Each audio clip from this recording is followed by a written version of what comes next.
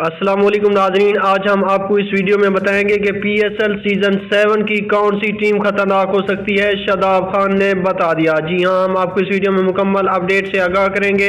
इससे पहले कि अगर आप हमारे चैनल पर नए हैं तो हमारे चैनल को सब्सक्राइब कर दें और साथ दिए गए बेल आइकन को भी प्रेस कर दें ताकि हर नई आने वाली वीडियो आप तक बआसानी पहुँचती रहे।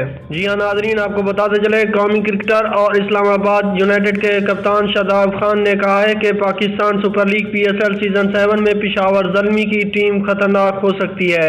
शादाब खान आज ट्विटर पर शौकीन के सवालात के जवाब दे रहे हैं। एक सारिफ की जानिब से इनसे पूछा गया कि बतौर कप्तान आपको पीएसएल की कौन सी टीम खतरनाक नजर आती है, जिस पर शादाब खान का कहना था कि तमाम टीमों में से ही मैचेस मुश्किल है मगर पेशावर ज़ल्मी खतरनाक हो सकती है। एक सवाल के जवाब में इनका कहना था कि भारतीय बल्लेबाज रोहित शर्मा और ऑस्ट्रेलियन बल्लेबाज डेविड वार्नर को बॉलिंग करना मुश्किल है।